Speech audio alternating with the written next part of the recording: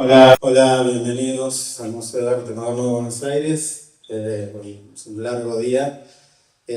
Abrimos el programa 2025 por la mañana y hoy de alguna manera estamos cerrando el 2024, el 65 de diciembre de 2024 vendría a ser, eh, con el cierre justamente de la muestra Solo las piedras recuerdan, de Martín Lebón, que se puede ver hasta el domingo, curada por Francisco Lemos, que nos acompaña aquí.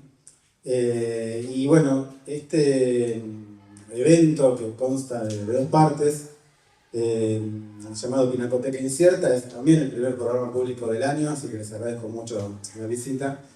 Y tiene que ver con un poco la primera parte, no sabemos bien, por eso el nombre también alude a una pinacoteca incierta, es una colección de imágenes que está en formación o que está en discusión respecto de ciertos planteos que tiene Martín en esta muestra y en su obra en general.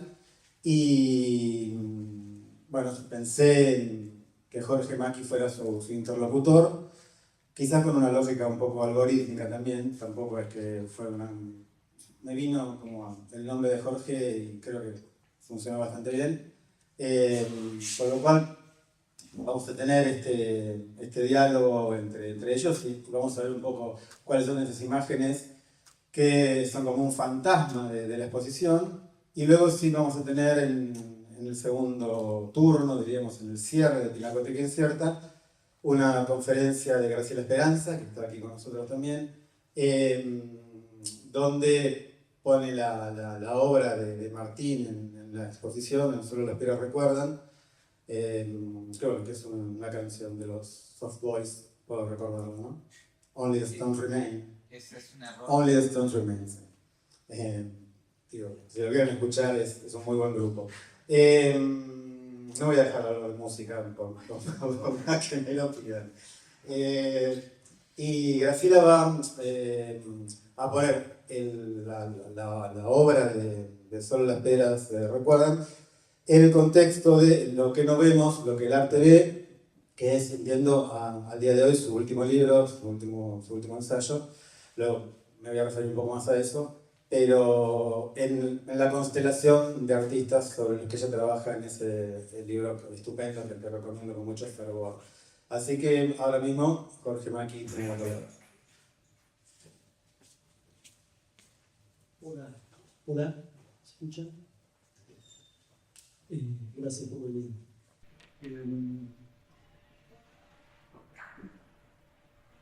Quería contarles acerca de cómo es que conocí a Martín.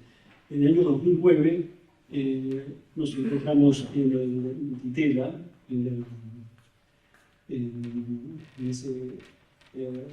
esos encuentros que sigue habiendo en el Ditela, ¿no? Lo que recuerdo es que había una frase que se repetía cotidianamente, que era las obras no hablan. ¿Por qué volvía esa frase permanentemente? Porque, sobre todo en esa época, creo que ahora no está tan presente, los artistas empezaban sus ponencias, sus explicaciones acerca de su obra con mi obra habla de. Y entonces yo decía, no escucho nada. Entonces decía, no, las obras no hablan. Era un chiste que finalmente se repitió durante todo el año. Ese recuerdo vino a mi cabeza en el momento que vi la muestra de Martín hace 2 meses y la volví a ver hoy y tuve esa misma sensación. Primero, la primera vez que vine estaba solo y me encontré con un video en el medio del pasillo. Me pregunté, ¿y este video qué hace acá? Después, conociéndolo un poco a Martín, empecé a pensar que quizás era parte de la muestra. Entonces seguí camino, me encontré con un texto en la pared, logré evitarlo, porque no sé si a ustedes les pasa lo mismo, pero yo cuando veo un texto en la pared es inevitable que me detenga a leerlo. Pero bueno, lo evité. No quería estar contaminado por ese texto. Y después entré en las salas, empecé a ver esas colecciones, esas series de trabajos. E inevitablemente me detuve en los textos, porque decía que era un texto del artista. Entonces sí, leí todos los textos del artista, que estaban asociados a diferentes obras. Y me preguntaba, ¿estos textos qué están explicando? Y fue una pregunta que me acompañó durante toda la muestra.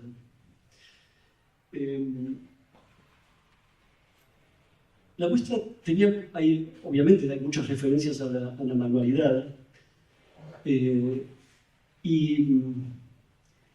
en un momento cuando estaba terminando la muestra me pregunté, claro, qué cosa extraña, ¿no? No hay, es una referencia a la manualidad, pero casi no hay intervención manual del artista, excepto en unas piezas, unas cajas rotatorias que son muy...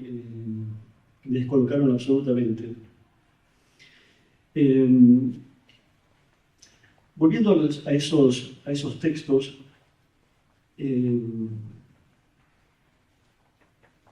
pensaba,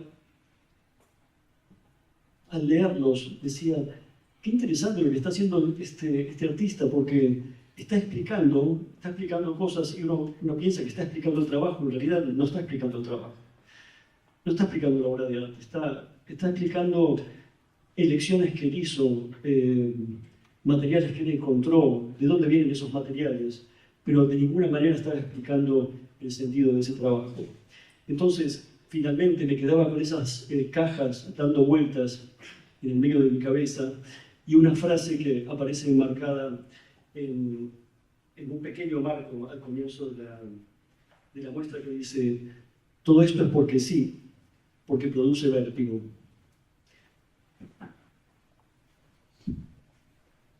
Bueno, gracias.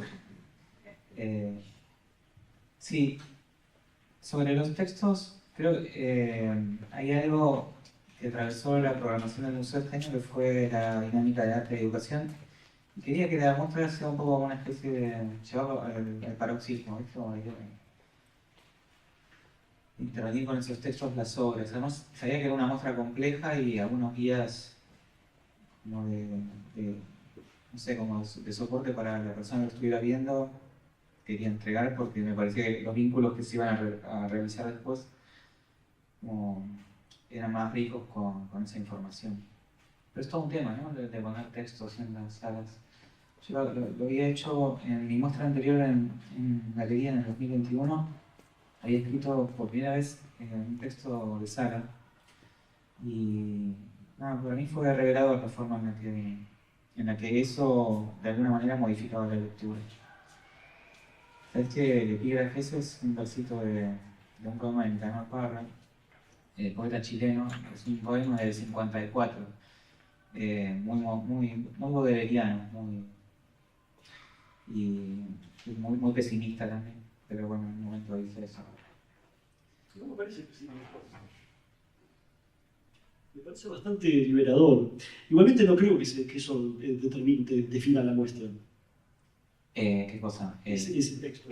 ¿El de la velocidad? No, es como la muestra se va. Todo esto porque sí, porque produce vértigo. Sí. Sí, es una... Sí, para mí la dinámica de la muestra tiene una dinámica como un libro que se va abriendo, aparecen las tapas, y ahí aparece el epígrafe, eso está un poquito corrido en la pared.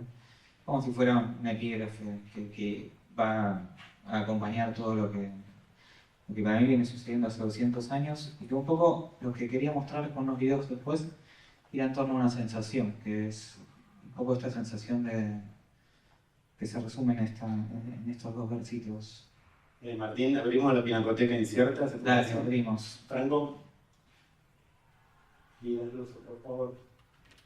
La verdad que la Pinacoteca se va a resumir en muy poquitas cosas porque la fuerza de lo que elegimos en parte con Jorge y unos videos que elegí yo, para mí, nada, está ahí. Pero antes le quería mostrar este grabado de 1617. Me gustaría que ubiquen y mencionen el año que estoy diciendo, 1617. Voy a leer un texto al respecto cortito de una doctora en Bellas Artes que se llama Carmen Mancos, que, bueno, que vive en Barcelona, tiene como 80 años en este momento, pero hace unas décadas reflexionó sobre este grabadito. Cuando Copérnico en el siglo XVI escribió el sistema solar heliocéntrico, sus teorías no tuvieron un impacto inmediato, pero dieron pie a que posteriores astrónomos como Giordano Bruno o Thomas Dix imaginaran las estrellas como otros soles poblados de un universo infinito, allende de la imaginada esfera de las estrellas fijas. Tuvo que pasar casi un siglo para que Galileo Galilei iniciase la revolución astronómica, liberando el cosmos del dogma geocéntrico. A partir de Galileo, el cielo se integra en el universo sujeto a las leyes de la física, que serán a partir de ahora universales e idénticas para todo el mundo material. Cuando se divulgaron las teorías de Galileo, el cielo dejó de ser un espacio divino para expandirse infinitamente y sin ruptura a través de los niveles de nuestra atmósfera. Su telescopio eliminó a los habitantes míticos que formaban las constelaciones, pues éstas se revelaron como realmente son, cuerpos celestes a distancia inconmensurables sin ninguna conexión entre ellos. La concepción de un cosmos infinito continuó desde Giordano Bruno hasta que Einstein formuló la teoría de la relatividad, de la que deriva el modelo actualmente vigente de un cosmos en continuo movimiento, finito pero ilimitado. En esta ilustración, Robert Fluke, que era un médico, también astrólogo y místico, que había estudiado en Oxford, y esto es importante porque 10 años atrás de que él se recibe médico en Oxford, había dado clases en Oxford Giordano Bruno. Interpreta la idea de vacío inconmensurable de un modo inquietante en un grabado de un buen libro, está en latín, es un libro, título larguísimo, no lo voy a repetir.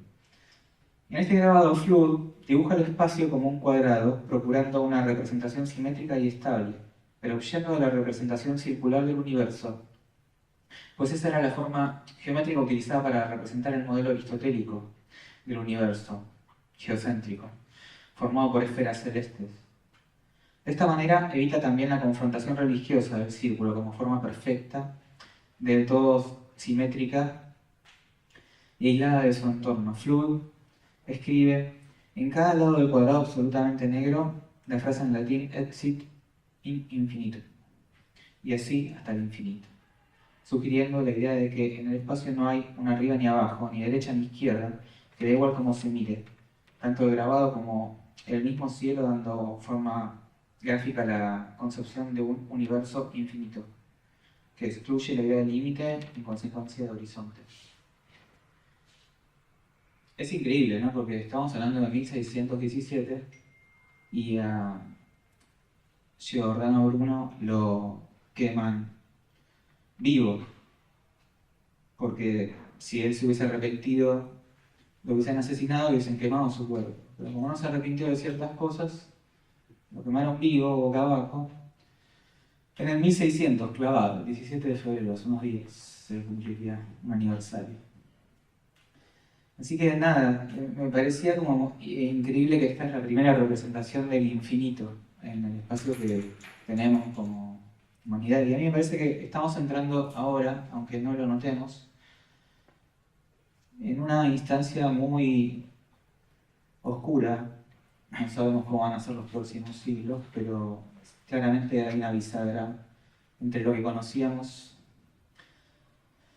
de lo inconmensurable y lo nuevo que se presenta como inconmensurable desde mi punto de vista, que es las nuevas relaciones que estamos trazando con la virtualidad. Y el ocultismo son esos 700 o 800 años que van desde la caída del Imperio Romano hasta el Renacimiento. Y cuando uno piensa ese texto de Benjamin, atravesado por la lectura de Agamben sobre el capitalismo como religión, uno se pregunta cómo pueden ser esos periodos de oscurantismo si uno cambia como el eje y en vez de pensar el catolicismo, piensa desde otro lado. Porque el catolicismo, en el oscurantismo, había ocultado incluso hasta las escrituras. Las manejaban, pero no eran de acceso público. En fin, no sé. Esta es una segunda imagen, que es un dibujo de Malevich de 1911. Y se llama El cementerio.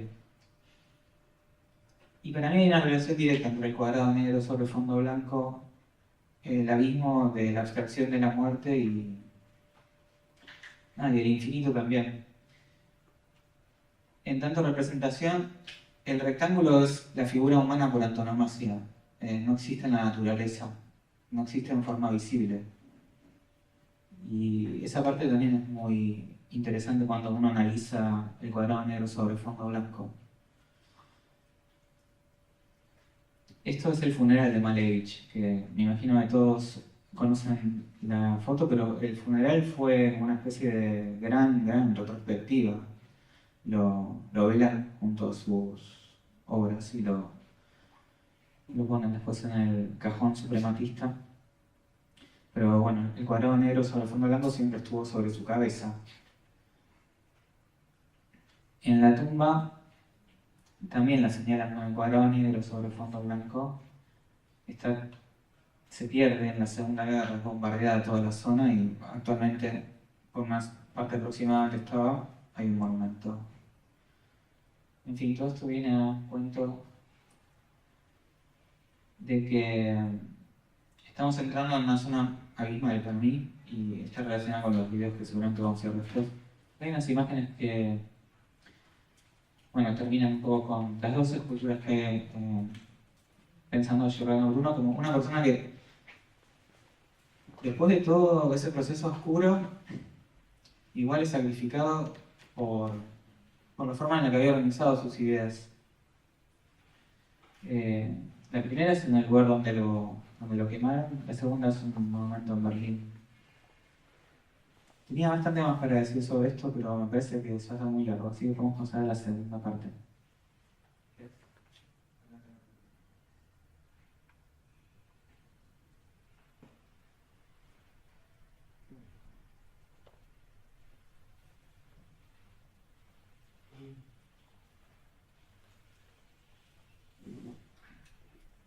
Esta es una imagen bastante conocida, es un estilo de la película Metrópolis.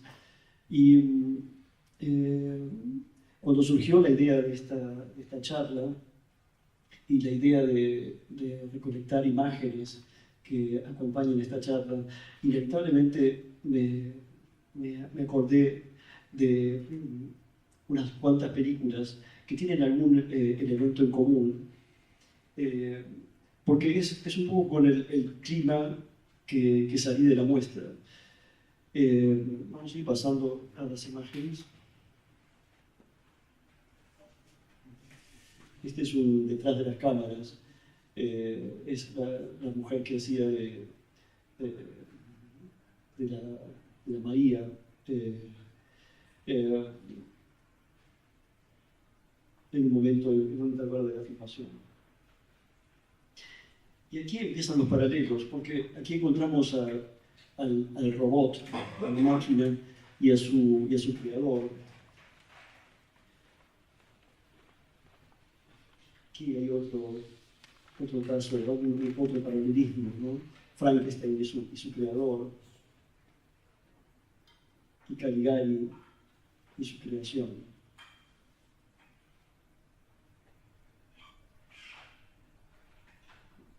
El golem. Y son todas situaciones en las que una persona crea un ente, un personaje que inevitablemente se escapa de su control.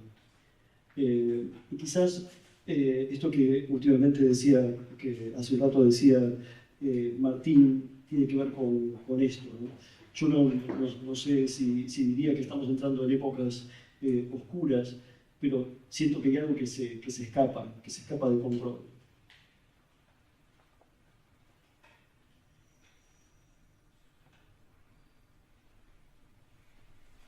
Buscando imágenes de estas películas, me pareció este paralelismo que no recordaba o no conocía, que es como el paralelismo entre la inocencia infantil y la inocencia del monstruo.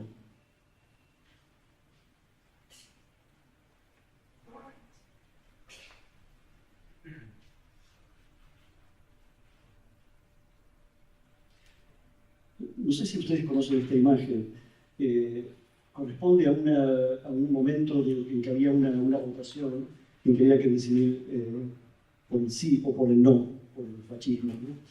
Y entonces esa era la campaña que estaba haciendo Mussolini frente a este edificio que funcionaba como una especie de cuartel central. Obviamente Mussolini proponía votar sí por Mussolini, pero había un montón de gente que quería votar no. Pero la cuestión es que la elección se hacía a través de dos papeles. Uno podía elegir el sí o el no y lo tenía que meter dentro del sobre. Pero en el momento de la votación, las personas que estaban ahí sabían que habías votado, con lo cual Mussolini ganó por un 95% de los votos.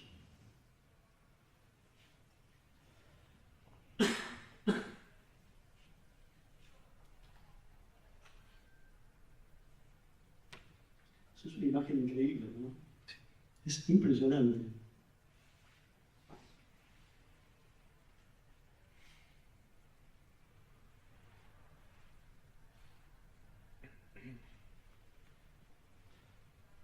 Aquí hay algunas fotografías sobre desfiles o quizás texturas visuales ya, ¿no? Donde la humanidad desaparece en absoluto y que finalmente lo que cuenta es este esquema abstracto y geométrico y uno podría decir bello si se olvida que hay personas ahí, ¿no?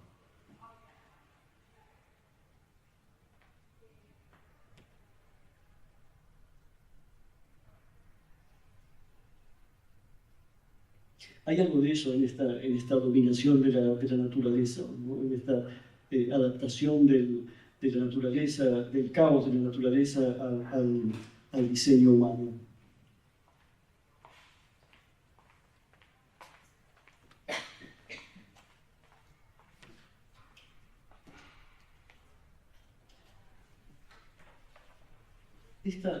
Este cuadro lo incluí simplemente porque es uno de los que más me gusta de la historia del arte y realmente es algo que es muy difícil de definir, ¿no? Es el cuadro de los embajadores de Holbein y ustedes ven en la parte inferior hay una cabeza como una especie de cráneo que está deformado y que solamente desde un punto de vista muy determinado se vuelve a armar.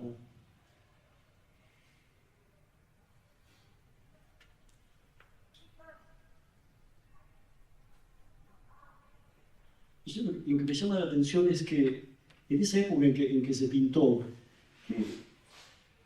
¿qué pasaría por la mente de esa persona, de ese pintor, ¿no? Es decir, ¿por qué introducir esa imagen deformada en ese retrato, ¿no? De los embajadores? Sin duda es la presencia de la muerte, pero es una presencia de la muerte deformada, ¿no? Porque solamente se puede ver cuando uno no está mirando la pintura.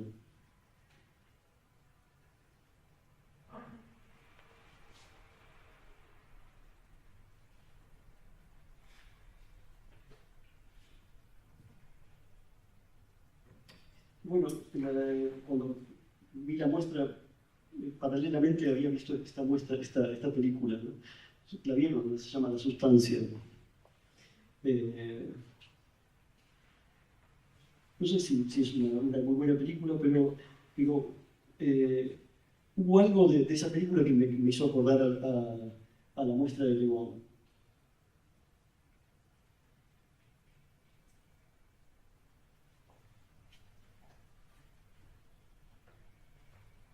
Sobre todo por esa cuestión de como ese manejo a distancia de esa empresa rara, oscura, que va determinando la evolución de la trama y obviamente la destrucción de la mujer o de los dos aspectos de la mujer.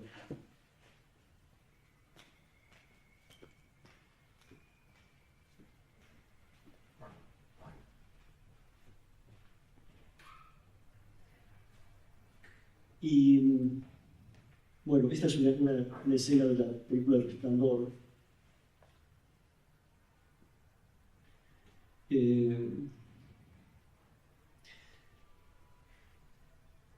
También es una de esas escenas que tengo grabadas, que constantemente vuelven. Y hace poco me enteré que es una escena que no está en el libro de ¿cómo es que se llama? Stephen King. Y yo lo que me preguntaba era, bueno, lo que me decía es, qué maravilla que una persona, Stanley Kubrick, haya creado una imagen como esta y que a mí no se me pueda escapar, que no se escapa, es decir, permanentemente está, ¿no? Me di cuenta que a mí me gustaría lograr eso, es decir, crear una imagen que uno no pudiera eludir. Sabes que para esta película, la volví a ver hace poco y me emocionó. Kubrick había analizado los procesos que utiliza subliminalmente la publicidad. Y en toda la película, para construir la idea de el hotel como eminencia, como algo que está ahí, que tiene su propia latencia, hace cosas subliminales en toda la película. Y es algo increíble cuando la ves por segunda, tercera vez, porque todo el tiempo encontrás, cuando hace plano contra plano, siempre saca del fondo algo que estaba. Si había una silla, en el contraplano no aparece, vuelve a aparecer después cuando vuelve el diálogo. Y lo hace constantemente y uno no se da cuenta y eso en el cerebro va generando todo el tiempo como una incomodidad. Y desde el comienzo que esta escena, de hecho, vista uno la congela, pero en la película dura muy poco, como un frame. Y bueno, también cuando aparecen chachas, también pasa rápido. Ahora viene la parte de los videos, que decía que para mí está más relacionado con la idea de generar una pregunta y un clima sobre este momento que estamos viviendo, que es muy nuevo. La verdad, cuando yo empecé a pensar la muestra y los cruzas con inteligencia artificial, recién empezaba el gobierno de Milei. Viví con mucho miedo algunas cuestiones atravesadas justamente con la forma en la que la inteligencia artificial estaba participando también de la política. Pero la verdad que este año que se nos fue, el 24, fue un año que fue el año de la inteligencia artificial. No hubo un segundo en que no habláramos de eso o que no nos cruzáramos con eso. Así que les quiero mostrar un poco también algunas cosas que había ido recolectando en su momento sobre cuestiones que me sorprendieron. Esta, por ejemplo, es una. Tenía que leer este texto y no tenía ganas, así que hice que me lo lea. Saussure insiste en el carácter indisoluble de la relación entre significado y significante. Esto es el PDF, es de semiología, y era muy largo, así que primero intenté resumirlo. Como ven, no me deja PDF porque está escaneado. Así que agarré el PDF, lo tiré en inglés, lo convertí a texto y después lo resumí usando la tijerita. Y ahí con un amigo nos pusimos a probar una función nueva, el tubito de ensayo, que lo que hace es mezclar dos cosas. En este caso, una referencia de audio, una voz. Pero eso siempre digo, que las cosas pasan por ahí. Y un texto. El audio va a ser el texto, la referencia va a ser el audio.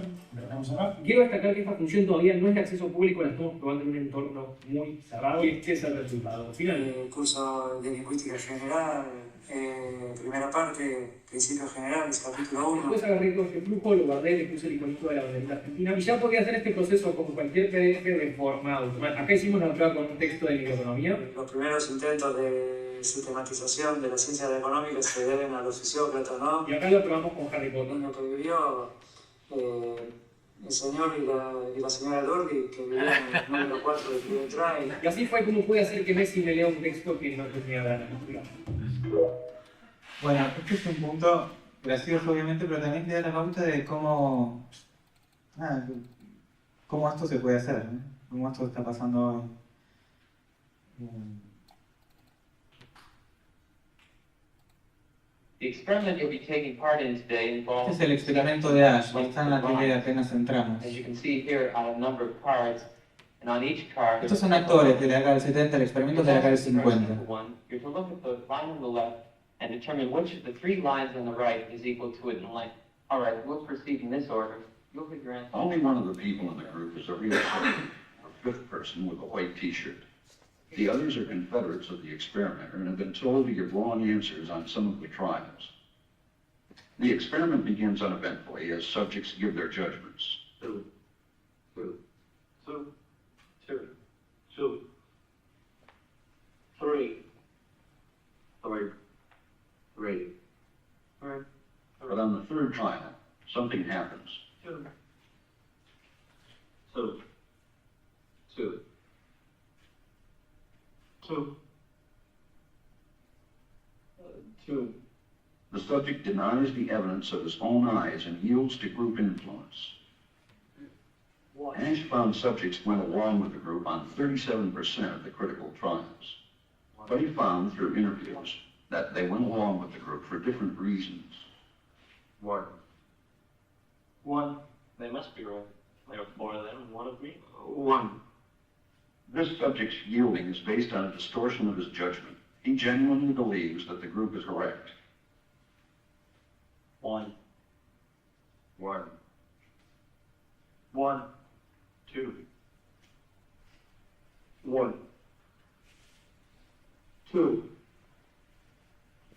Two. Two.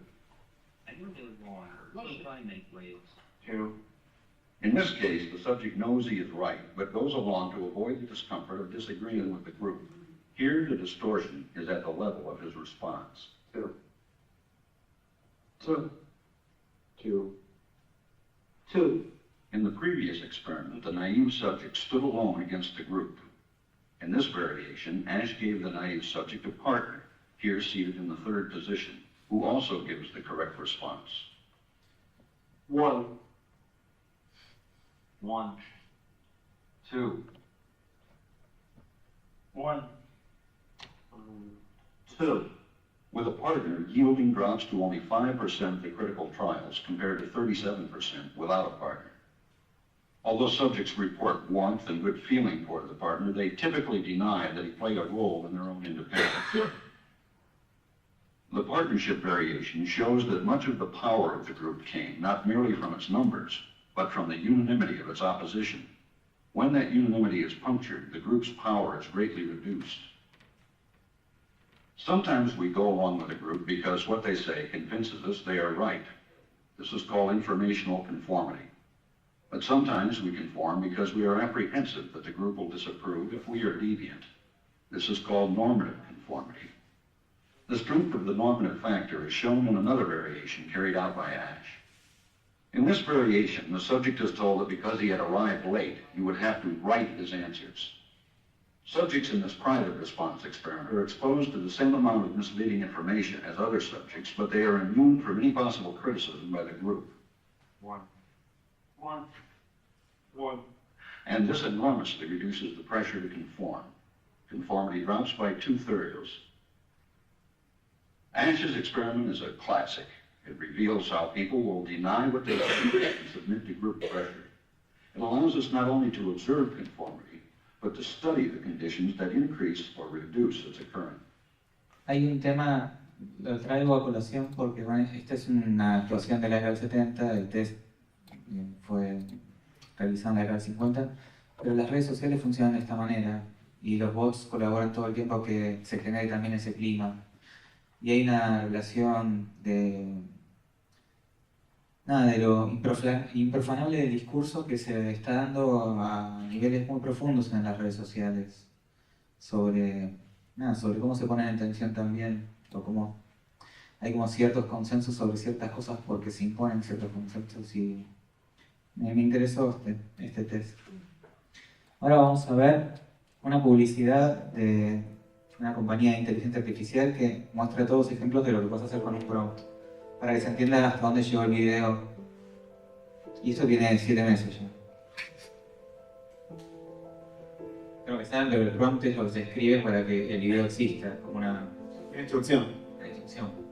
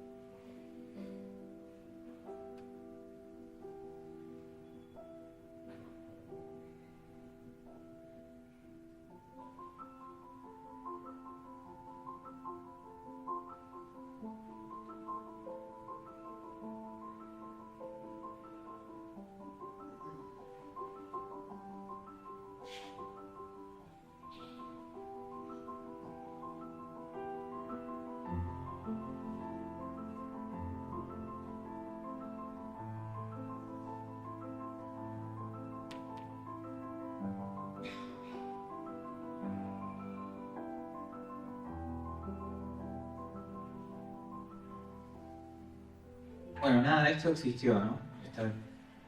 A estos niveles llega la capacidad de hoy, y piensen en eso que dice Harari, que tenemos que ver la inteligencia artificial como si fuera un bebé y pensar qué pasa con eso dentro de 5, 10, 15, 20 años, porque es algo que llegó para quedarse, no se va a ir. Y nada, estamos acá. El que le sigue es ya un video que permite elegir el avatar y automáticamente hacer que replique los movimientos. Bueno, fue eso muy corto porque dura 10 segundos. Thank you so much. This is it. Esto es lo mismo, pero con actuación. 5 lattes, there's hot milk everywhere on the floor of the coffee shop. I mean, it's 1 latte, it's not that big of a deal. Everything's fine. Everything's totally great. This is gonna be the best day ever. Smashed my phone the other night. And you know how much I love that phone. Okay, all right. Just breathe. Okay, maybe don't breathe that hard. Who knew there were so many kinds of beans to choose from? Fava, black, kidney, butter, white beans.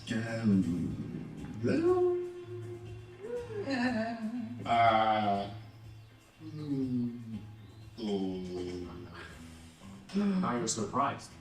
Oh, wow. I'm beginning to think that you don't understand the gravity of this situation. You came all the way down to the Department of Motor Vehicles and didn't bring your driver's license.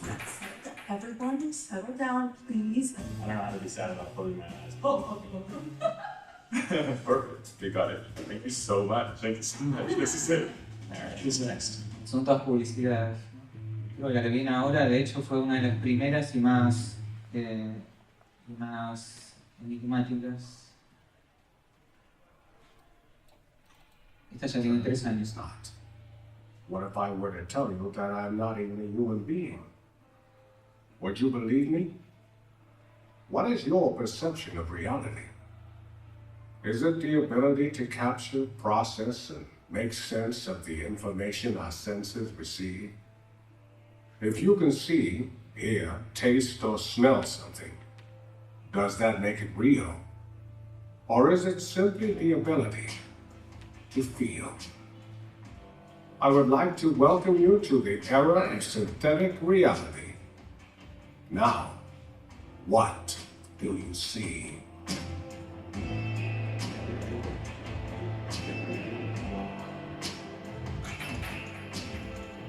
Llega un encierro donde los actores que conocemos del siglo XX podrían estar volviendo a hacer cualquier cosa, ¿no? Están ahí. Ahora vamos a ver un popurrí de pequeños ejemplos de cosas hechas. Esto, por ejemplo, nunca existió.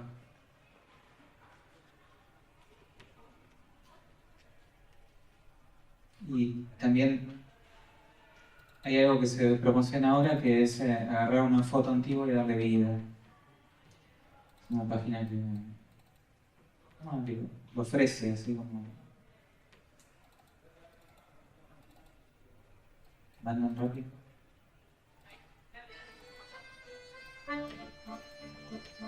O esto, por ejemplo, que agarran un cuadro impresionista y uno podría como darle toda esta vitalidad.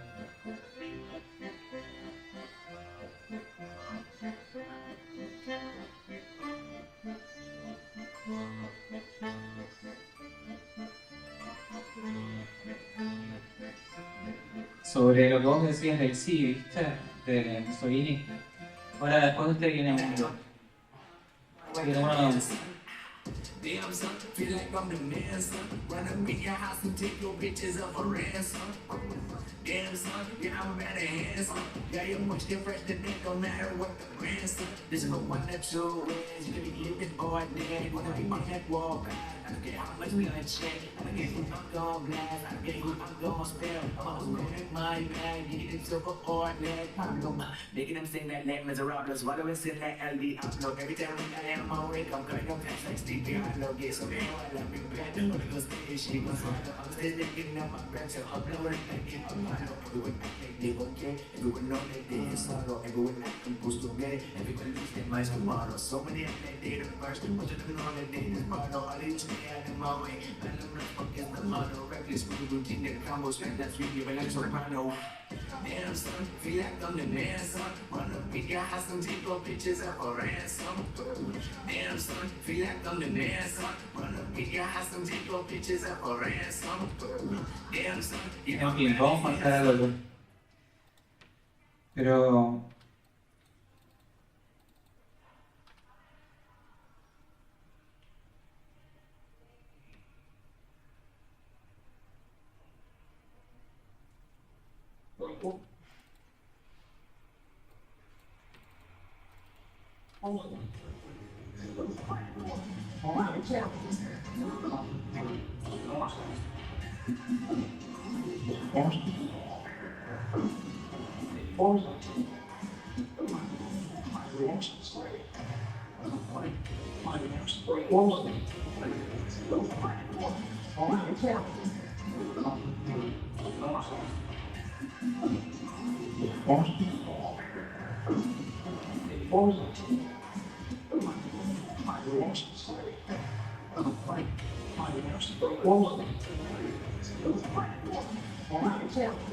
Esto podría ser infinito.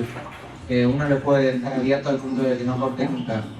Uno podría ponerse a ver esto y que no termine.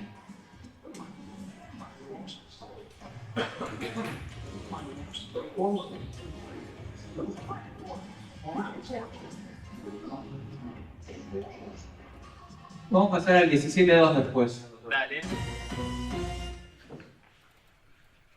Y seguir a partir de ahí. Estos ya son artistas que hacen cosas, estos se llaman Jetman. Para que se vea como detrás de sus videos hay toda una cuestión estética puntual que la va desarrollando video tras video. Vamos a ver dos nada más, pero...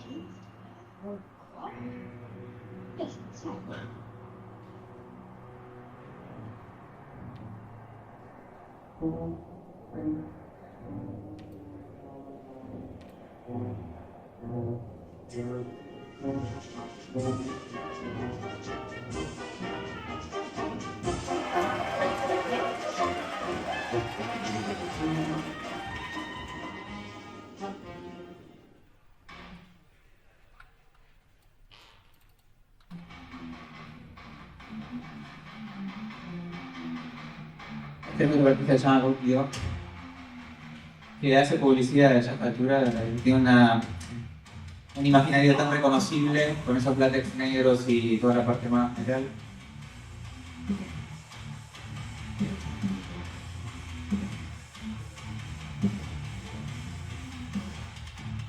Y después vamos a ir al 22.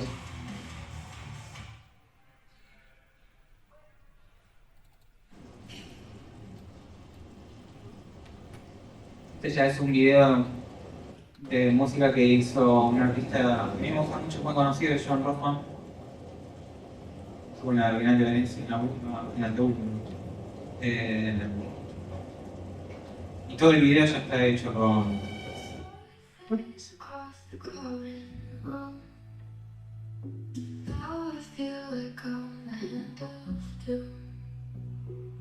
Your sweet eyes turn my world around.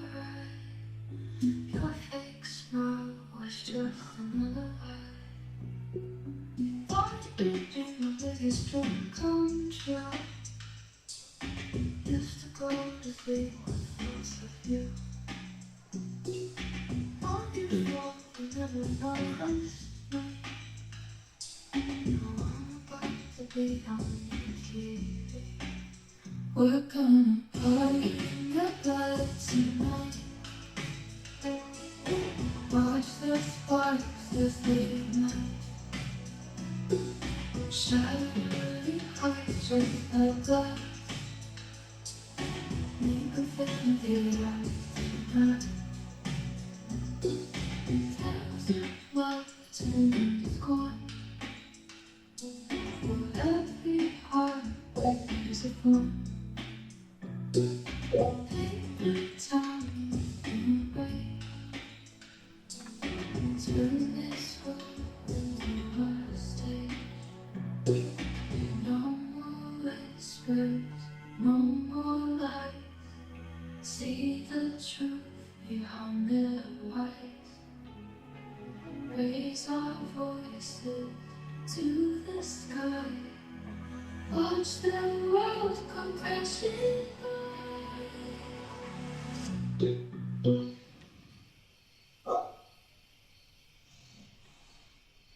We're coming party in the dark tonight. Watch the squad shattering hearts just like that.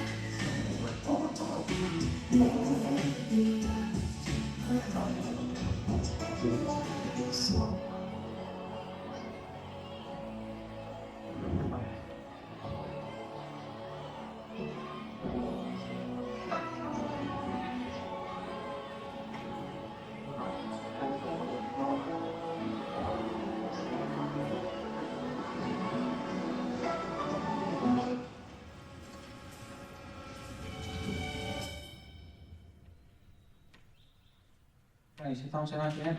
La que le sigue, ¿la podemos poner desde el segundo 40? Sí. Este es el último que tengo. El número 23, sí. ¿Será esto?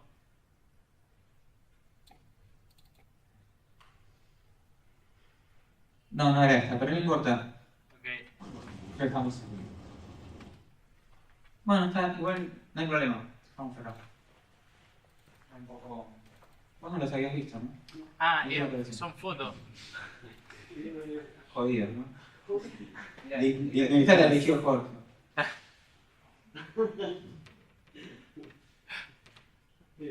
Nadie conoce la de esta es la cripta de los capuchinos en Roma. Otra de las cosas que no puedo evitar hacer cada vez que estoy ahí. No llego a entender qué les pasó por la cabeza a esta gente. Hicieron una recopilación de huesos humanos, hicieron toda una arquitectura, pero con una delicadeza y una artesanía inconcebibles, realmente. Además me imagino toda la tarea de clasificar, ¿no? de clasificar los huesos, decir, acá tengo toda mi paleta de huesos, voy a empezar a hacer esta decoración. Este es el techo de una de las capillas, en donde hay un esqueleto de un niño que tiene en su mano una guadaña representando la muerte y además tiene una balanza en la otra mano. Y todo el resto, toda la decoración está hecho con huesos humanos. Bueno, es como un buen cierre a toda esa biblioteca artificial que Martín de algún modo curó para Pinacoteca Incierta, porque es todo lo contrario, como él decía, el video de Morgan Freeman que no existe. Bueno, esto existió demasiado quizás, ¿no? Y había que ver cuál el prompt llegó a ser esto. Ese es el escuelismo. Claro. Bueno, así termina la primera parte de Pinacoteca Incierta. Muchísimas gracias, Jorge, por venir a nosotros, tomar el trabajo de encontrarte a charlar con nosotros, ver la exposición varias veces. Martín, bueno, ya el domingo termina la muestra. Mil gracias, la verdad que ha sido un enorme placer compartir este tiempo con esa muestra, que también siempre es como un agujero negro que lo chupa un enorme pasillo. Así que muchísimas gracias.